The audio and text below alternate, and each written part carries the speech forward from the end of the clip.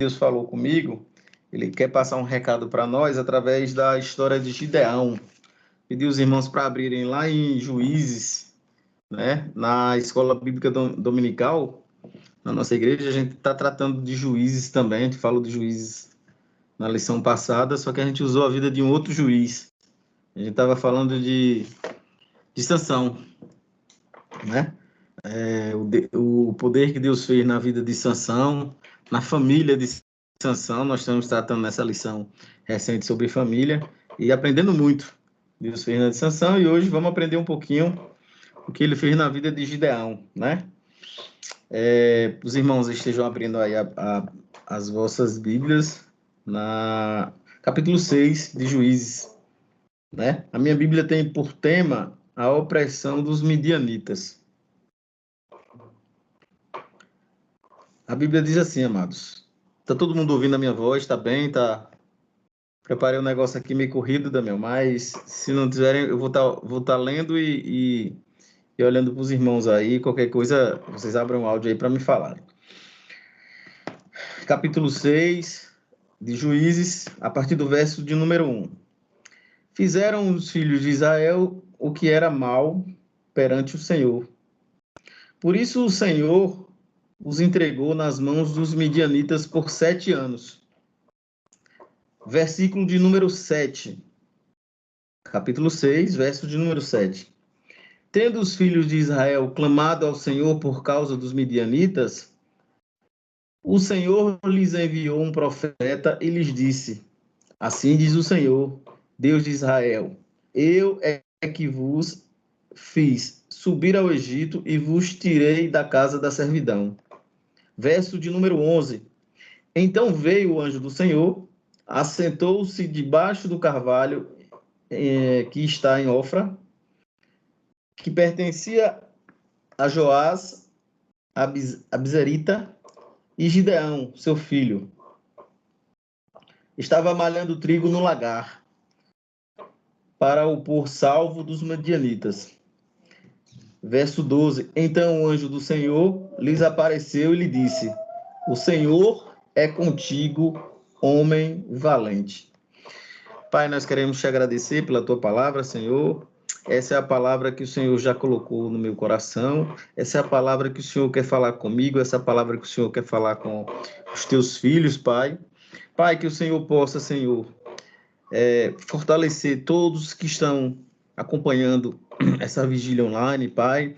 Que o Senhor, Pai, possa renovar o espírito daqueles que eu não sei como chegaram, mas o Senhor é que sabe, Pai.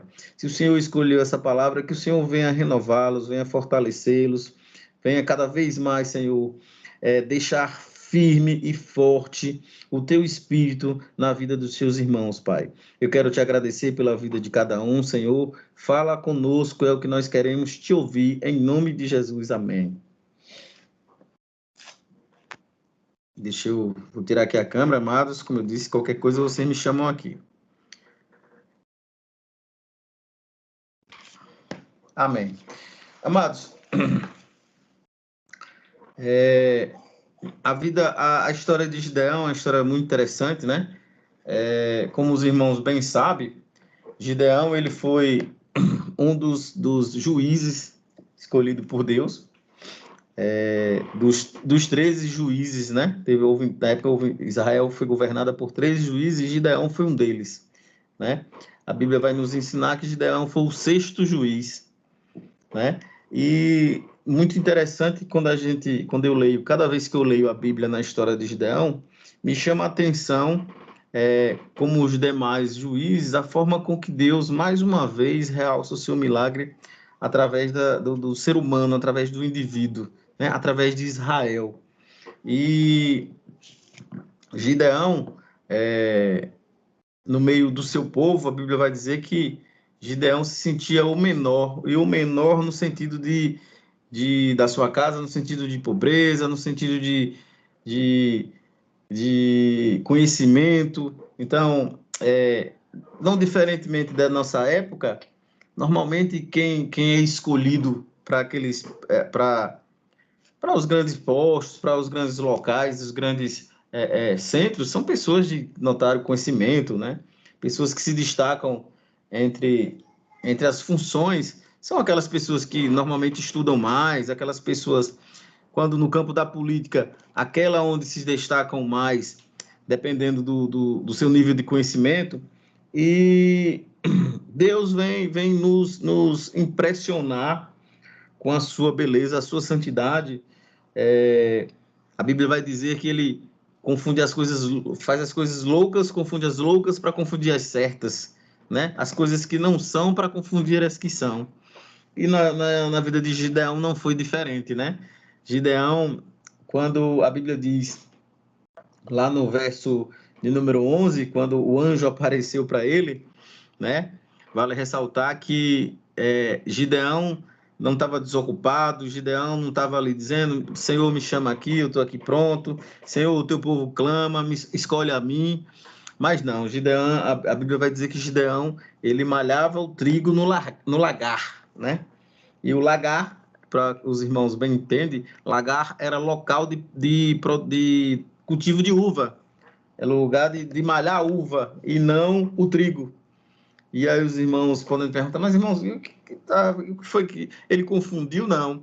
É porque o lagar, irmãos, ele era um local meio que escondido. Por quê?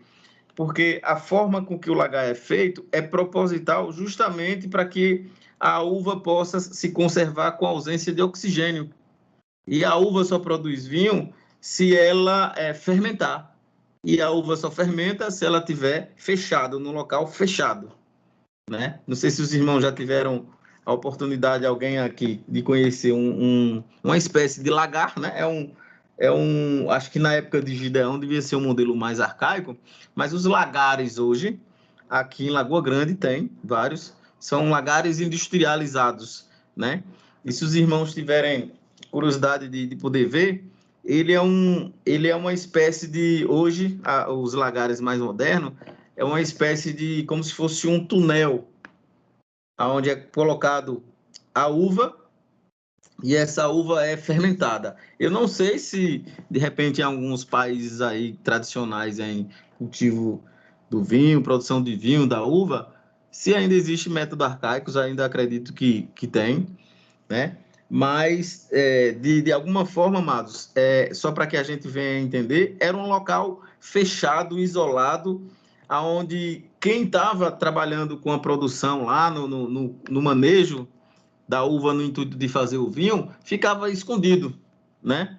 E a ideia do povo de Israel nessa época era justamente se esconder devido ao processo onde os midianitas e os amalequitas perseguiam o povo de Israel, né? A Bíblia vai nos dizer que o povo estava sofrendo de tal forma em que o povo vinha, levava o que era do povo de Israel, e ainda dizia assim, olha, trazendo para a nossa linguagem, olha, a gente vai voltar e ver se melhora aí essa qualidade do vinho, a gente vai voltar e ver se aumenta essa produção.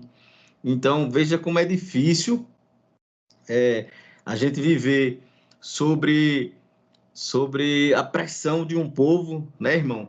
Um povo que escravizava, e a Bíblia vai nos falar que esse povo ficou nas mãos, o povo de Israel ficou nas mãos dos midianitas por 7 anos. Então, 7 anos é bem difícil, lendo parece ser muito rápido, mas você imagina 7 anos, você tudo que produz, todas as suas riquezas, um povo vir feito gafanhoto e levar. Deve ser bem complicado, né, irmãos? Mas, graças a Deus que nas histórias dos juízes a gente vê que uma das coisas, e essa é a primeira lição que eu aprendo nessa noite, amados, é que às vezes a gente enfrenta situações, amados, eu fico observando isso daí. Às vezes a gente passa por aperreios, né? E a vontade permissiva de Deus é que a gente passe por esses aperreios, que muitas das vezes esses aperreios não são provocados por Deus. Aperreios que a gente passa, dificuldades, seja no campo financeiro, seja no campo da enfermidade, né? Seja no campo das dificuldades com família, como a Amada comentou bem aí, algumas situações. e que às vezes essas situações, embora Deus permita na vida da gente, não são consequências, não são provocadas por Deus. Por Deus, embora a gente leia na Bíblia e saber que nós temos um Deus que é amor, mas ele quer justiça, nós temos um Deus que ele abençoa, mas que no momento certo ele também amaldiçoa, né? Aqueles que merecem devidamente. Mas eu queria só trazer um enfoque na noite de hoje para os irmãos, e eu me refleti essa semana, e que muitas das vezes, certas situações em que passamos, em que Deus permite que venhamos passar, são provocadas por nós mesmos, né? Muitas das vezes a gente deixa de cumprir mandamentos, deixa de cumprir regras que Deus estabeleceu, né? Hoje eu estava lendo numa revista dizendo que o mesmo Deus que nós servimos é um Deus que vai dizer que em tudo ele não deixar de faltará, ele não deixar de faltar na vida da gente. Nós servimos um Deus que ele é conosco, mas nós vamos servir um Deus também que, se a gente não cumprir o que é para ser feito de acordo com a palavra dele, nós vamos sofrer as consequências, né? Se você não... Porque a Bíblia ensina perfeitamente a questão de nós, como nós lidarmos com as nossas finanças, mas de repente está lá o homem ensinando o inimigo como não lidar com as finanças, né? Muitas das vezes eu vi um pastor falando uma vez, ele dizendo que o inimigo às vezes baixa a cabeça e fica observando como o homem é capaz de fazer, de dar aula de como destruir finanças, o homem de fazer de forma errada com suas finanças. E embora nós sabemos que a sua palavra, a palavra de Deus, nos dá segmentos, regras de como fazer com a questão das finanças. Hoje mesmo eu vi um versículo que ele falava que ele diz que nós não devemos emprestar auferindo lucro, né? Em outras palavras, emprestar falando como se fosse os agiotas, amados. Entendeu? Então, aquele que empresta pensando em ganhar valor sobre, que é a prática da agiotagem, né? Hoje em dia, era o que... Estou esquecendo o nome do apóstolo aqui, que depois que se converteu, disse que ia restituir 4 vezes mais. Então, ali nos dá um enfoque de que ele praticava agiotagem. Ele emprestava, mas na ideia de conseguir dinheiro em prol do emprestar aos outros, né? Da ganância do valor. E nós sabemos que a Bíblia é contrária a isso. Às vezes a gente vai pegar algumas passagens de Salomão e ele nos guia perfeitamente e nos ensina. E aí está o homem, sabe que Deus ensina como a gente lidar com nossas finanças, e o homem quer fazer por si mesmo, fazer como é. Lá na frente, o negócio aperta, e aí está o homem aos pés do Senhor, está o homem querendo, às vezes, muitas delas das vezes, justificar, dizendo que não, é porque Deus está me fazendo passar por isso, é porque isso é uma prova de Deus, e muitas das vezes isso é consequência de um mau zelo, uma má utilização do que o homem fez com aquilo que o Senhor deu de providência, né?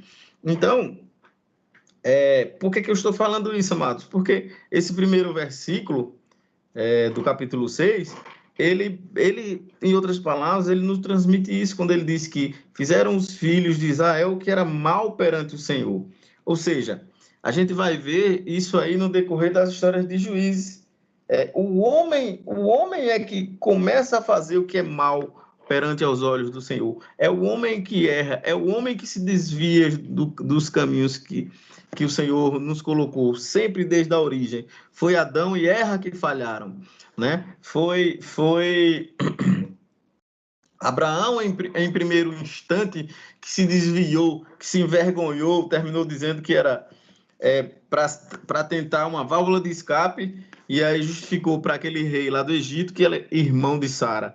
Foi Isaac que precisou, em algum momento, tutubiar com sua esposa Rebeca com relação aos seus filhos, né? Esaú e Jacó. E aí, querendo dar o seu jeitinho, aí terminando fazendo o que é mal perante o Senhor, né? Deus diz, vai por aqui, e muitas das vezes a gente vai por ali, né? Eu sei que é Deus falando para a gente, meus amados, que, olha, o meu caminho permanece o mesmo. O Deus de ontem é o Deus de hoje e o Deus de amanhã. Ele é o mesmo que está falando, nos orientando e dizendo assim, ó, o meu caminho é desde o princípio em que criou a terra, eu fiz os meus filhos perante a minha imagem semelhantes para fazer criar esse caminho aqui. E com o homem reconhecer que nós é que, na maioria das vezes, se não todas, nos desviamos do caminho que Deus colocou para a gente, né? É muito fácil a gente dizer assim, mas rapaz, por que Deus precisou? Vi umas vezes um colega dizendo assim, Deus não precisava nem colocar aquela árvore e tudo estava resolvido. Mas, amados, imagine que se hoje a gente pudesse dizer assim, e se Deus tirasse realmente aquela árvore, será que o homem terrível como ele não ia dizer assim, mas nós só não erramos porque o Senhor não permitiu a árvore ali? A gente sempre ia questionar isso, né? Então, como Deus colocou lá a árvore e disse, ó, de todas, tá aqui, vocês podem desfrutar lá no jardim. Mas aí o homem, com sua bondade, foi olhar justamente na árvore que não podia. O inimigo trouxe uma visão de uma forma, pelo poder da palavra, para desviar o homem de tudo aquilo que Deus tinha dito, e é o que vem acontecendo nos dias de hoje. Deus nos ensina na sua simplicidade, mas o homem, um ser pecaminoso, um ser mal por natureza, na sua essência, com o poder da própria palavra, tenta desvirtuar todos os dias e nos levar a caminhos que não tem nada a ver com o Senhor. Então, essa é a primeira lição que eu trago para os irmãos na noite de hoje, é que como desde Gênesis, né, aqui mostra o povo de Israel mais uma vez, né, Gideão, o sexto juiz, então os 5 juízes atrás antes de Gideão, desde de Otiniel lá, até a parte de Gideão, em que é o homem, é o povo de Israel que se torna mal perante o Senhor. Não é Deus que, por ser justiça, amados, em algum momento vai falhar. Deus não falha em nenhum momento. A Bíblia vai nos dizer lá em Romanos que a vontade de Deus, ela é sempre boa, ela é sempre perfeita, ela é sempre agradável. Só precisa o homem reconhecer isso. É preciso o homem reconhecer. E eu creio que a conversão, ela é justamente isso. Ela é o homem primariamente necessitar de entender, de reconhecer essa falha em que ele vem triando o seu caminho, em que ele vem desviando dos caminhos que o Senhor colocou, e ele se dar conta, ele se arrepender e ele deixar de fazer o que é mal perante ao Senhor, né, amados? E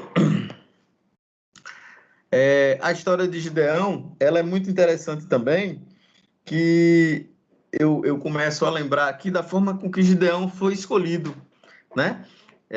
Gideão, quando eu digo que foi escolhido, não na situação lá em que ele não estava ocupado com os seus irmãos, que eles estavam malhando trigo lá no lagar, mas é de Deus contrariar aquilo na lógica do homem. Isso me faz lembrar a história de Davi, né? Quando o profeta Samuel veio dentro da casa de Davi, e aí escolheu todos os irmãos que eram, de repente, tinham uma imagem de aparência, tinham uma imagem, ou eram pessoas fortes, eram pessoas talvez com grau de inteligência da época, eu estou conjecturando aqui, mas que enquanto Davi não apareceu, Davi era aquele pastorzinho, aquele menino franzino, né? A Bíblia vai dizer, pequeno, que Deus trabalhava na vida dele lá e ele era apenas um pastor de ovelhas. Então, aos olhares humanos e principalmente do profeta Samuel, Davi jamais seria colocado ungido como rei, né? E Deus contrariando, assim como fez na vida de Gideão, Deus, enquanto não chamam Davi, né? Os irmãos como conhecem toda a história, enquanto Deus não traz lá Davi, e veja, Deus não, enquanto o pai não, Jessé não chama o Davi, e aí Deus diz, ainda não é esse, vai chamando. E aí Samuel na cabeça dele, oxente, acabou os irmãos aqui. Eu pensando, acabou os irmãos. E ele disse, não, mas ainda tem um. É o que está ali, que ninguém dá nada por ele. Então, amados, eu posso dizer para você que talvez hoje você, nessa noite, esteja pensando assim, o que Deus ainda pode dar por você, né? Você, enquanto nessa angústia de você, nessa noite, em que você parou para ouvir essa palavra, Deus escolheu a história de Gideão para dizer para você que Deus ainda tem um propósito na tua vida e que, embora você não consiga ver isso, mais na frente, Deus vai fazer com que você venha compreender o propósito que você, que eu, que nós temos na vida dele. Todos nós, assim como dizia aquele cantor, não há inúteis na casa do Pai. Então, amados, você faz parte, você não nasceu por acaso. Né? Um colega meu dizia assim, a gente não vê como batata para simplesmente nascer e morrer. Nós temos um propósito. Eu tenho um propósito, irmã Célia, esse varão aí, Damião, da voz do Gogó de Ouro, né, irmã Célia? Então, todos nós temos um propósito. Quando a gente está na sintonia com o papai, ele vai nos direcionando, né? Basta que a gente tape os olhos, tape nossa visão para o inimigo e comece a entrar em sintonia com o que papai do céu tem para nos dizer. E aí eu tenho certeza que nós vamos começar a nos direcionar, a parar para ouvir o que papai tem para falar, e aí ele vai nos guiar e nos passar o seu recado, como ele fez com o Gideão aqui, né? Então, uma outra lição que eu queria compartilhar com os irmãos na noite de hoje é que lá no verso de número 6, onde ele vai dizer assim: assim, Israel ficou muito debilitado com a presença dos midianitas, né? Então, os filhos de Israel clamaram ao Senhor. Amados, é incrível como eu vou me colocar como exemplo. É incrível como muitas das vezes a gente aprendeu o que Deus tem para nos dizer. Às vezes é preciso a gente passar por alguns aperreios. É preciso a gente sentir alguns apertos, né? É preciso a gente, de repente, sentir algumas angústias e aí a gente clamar, como fez o povo de Israel, aqui na história de Gideão. E aí eu cito como exemplo que Deus ele vai encontrar diversas formas para falar com a gente. A gente muitas das vezes vai estar naquela situação de dizer, de estar orando ao Senhor em meio à dificuldade, em meio a alguma situação particular, e no outro dia uma sensação de que não houve resposta, uma sensação de que nossa oração não passou do teto, né? Quanto de nós já não sentiu essa sensação, já não teve esse pressentimento? E muitas das vezes a gente achar que está orando errado, às vezes a gente achar que está trilhando o caminho errado, sem se esquecer que Paulo às vezes vai dizer lá em Romanos que aonde a gente se acha fraco é aí onde Deus vai começar a agir. Aonde a gente achar que está realmente incapacitado, de muitas vezes até uma forma de conversar com Deus, a gente começa a entender que na nossa conversa com o papai, ele não está nem ouvindo, né? Esses dias eu lendo um livro e ele dizia assim que de repente você está conversando com Deus como uma pessoa muito superior a você, sei lá, conversando com Deus como você está conversando com o seu chefe. E aí, para conversar com o seu chefe, com uma pessoa maior que você fica preocupado com o que vai dizer, preocupado a forma com que vai dizer, né? E não tirando o crédito de Deus, claro, Deus é tudo, é um ser sobrenatural, é maior que o universo, mas ele nos apresenta, ele nos coloca como o intermediador, o próprio Cristo, que é o filho dele, e sempre nos colocou como, além de irmãos, mas de amigo.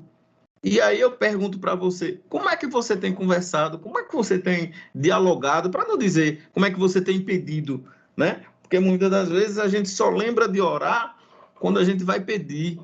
Dificilmente a gente vai orar e constantemente com a questão só do agradecer.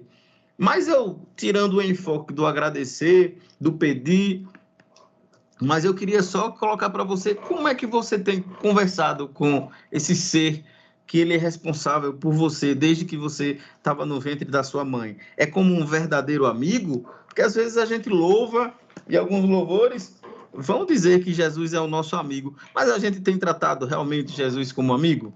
Será que a gente tem confidenciado coisas a Jesus como a gente confidencia a um amigo? Será que realmente está havendo esse nível de confiança, amados? E aí, isso me faz a reflexão da gente, às vezes, poder rever.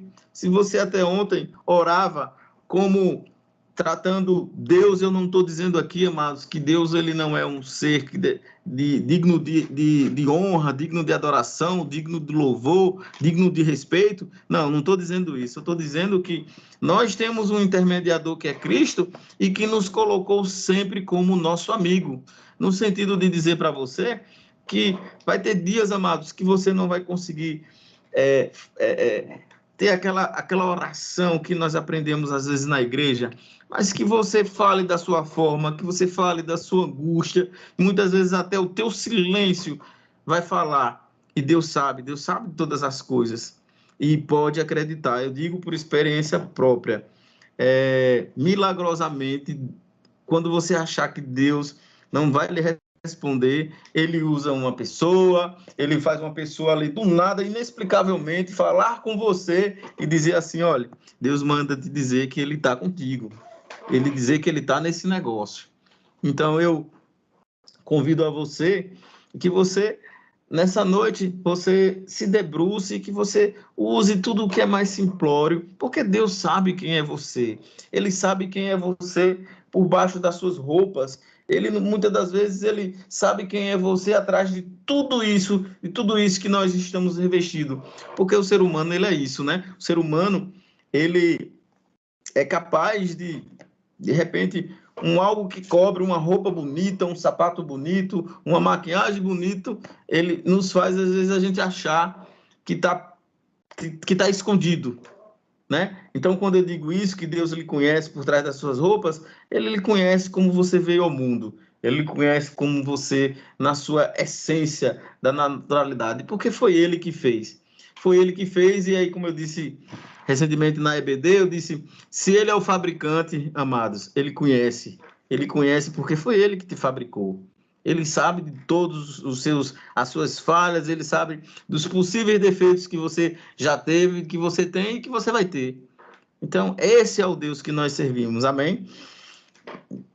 Então, amados, então que você não venha jamais se sentir vergonha, sentir-se mas vai ter dias que a gente não consegue orar. Pronto, no pensamento, no choro, apenas no choro, Deus é capaz de sentir o que você tem para dizer. Amém?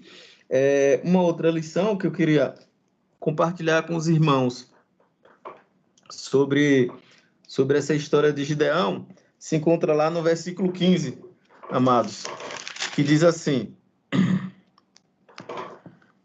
E lhe disse: Ai, meu Senhor, com que livrarei Israel? Eis que a minha família é a mais pobre em Manassés, e eu, o menor da casa do meu pai.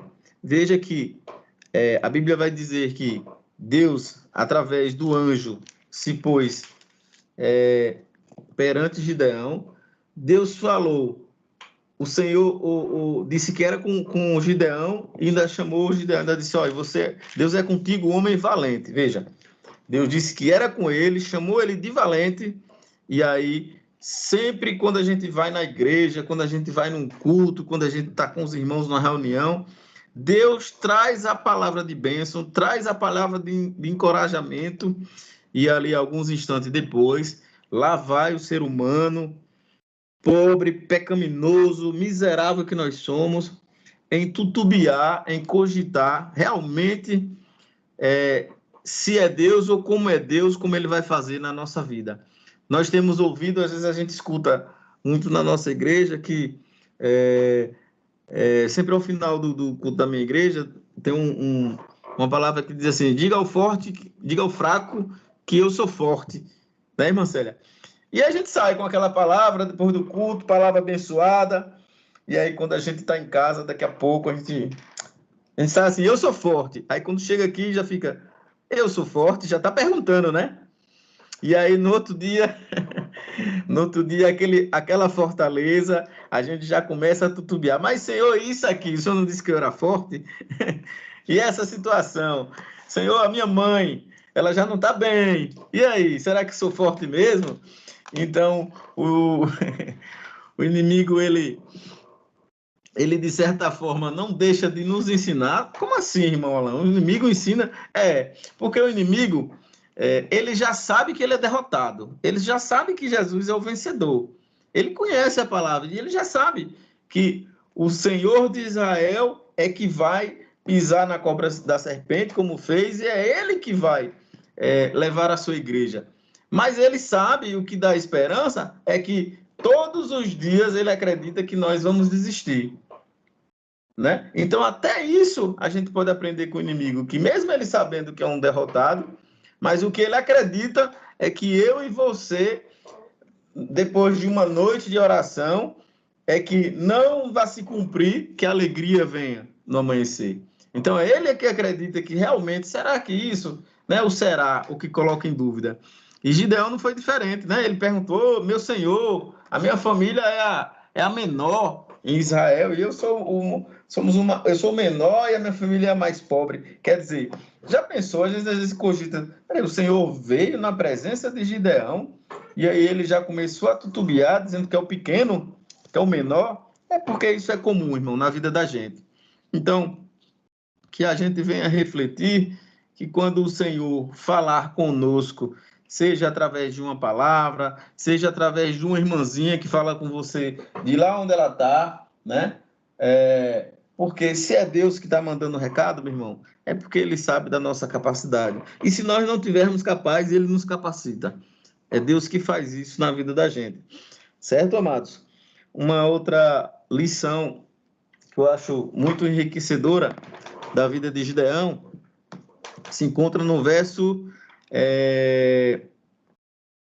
23, que diz assim: porém o Senhor lhe disse, veja que o Senhor reforçou, disse lá atrás, no 11, disse aqui no 23, o Senhor lhe disse, paz seja contigo, não temas, não morrerás. Olha que interessante aqui, eu queria compartilhar com os irmãos, quando eu li essa passagem, que diz assim, olha, Deus aqui já selou, Deus selou aqui, ó, Gideão, tem uma obra para você, tem uma missão que talvez seja árdua, que talvez o nível de dificuldade aqui eu não vou dizer, mas uma coisa é fato, não morrerás.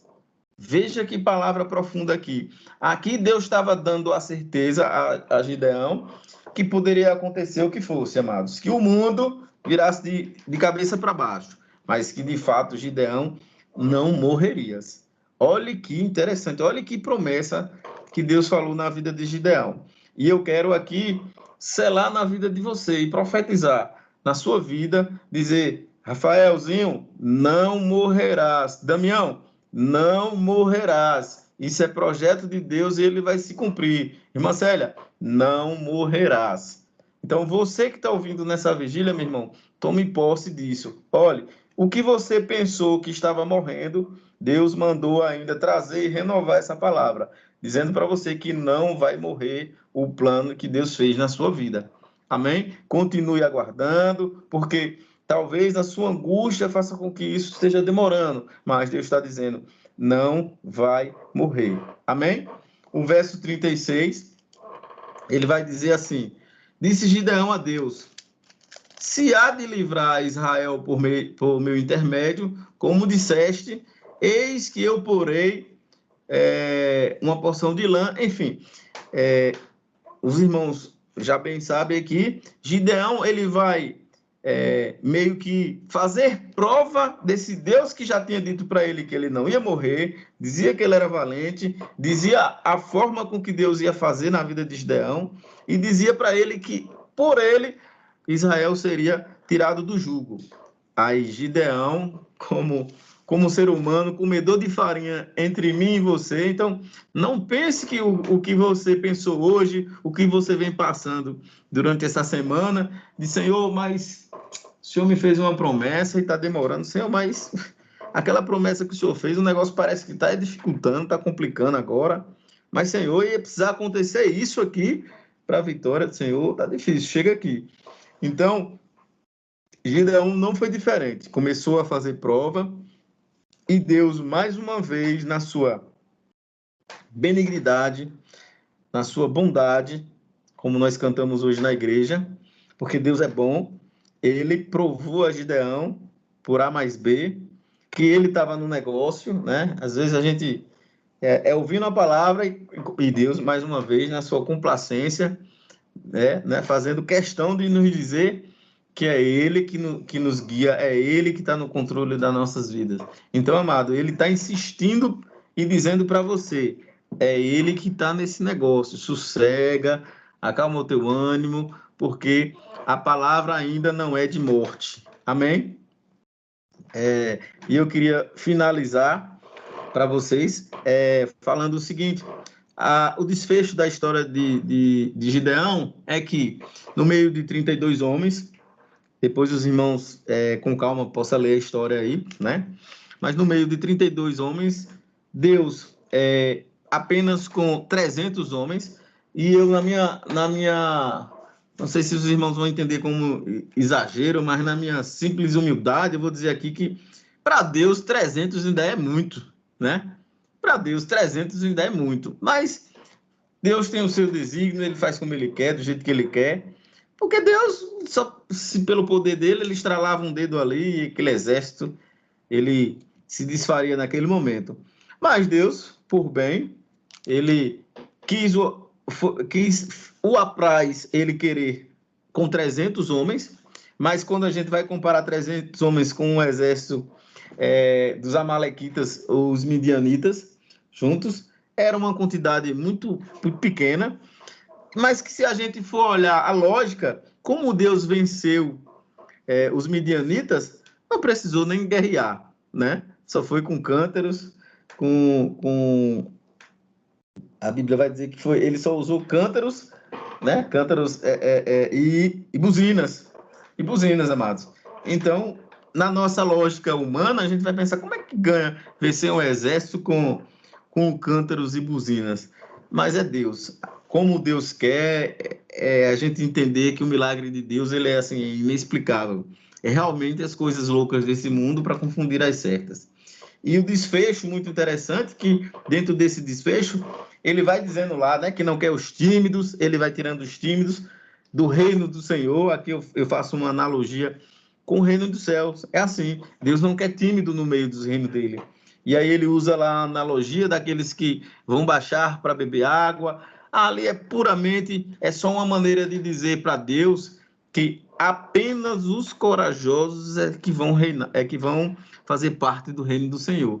Se você tem coragem e você tem ímpeto em Deus, amados, então permaneça. É agora que Deus quer explorar a tua coragem, é agora que Deus quer mostrar para você que às vezes vai ter momentos que a lógica vai nos contrariar. Às vezes vai ter situações que, se você for buscar a lógica, você não vai enxergar a vitória.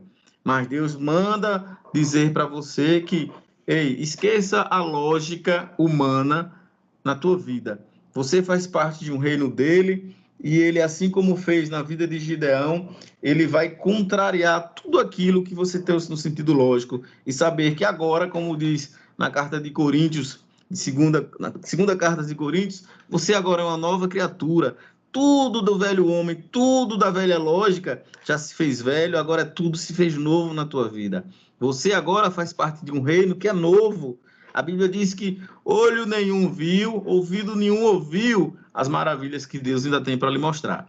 Então, receba essa palavra e você vai dormir na certeza de que Deus já lhe deu o veredito. Ele já disse que você é dono da coroa. Basta que você agora tenha ímpeto para permanecer guardando, porque no final a vitória já foi nossa, já foi dada.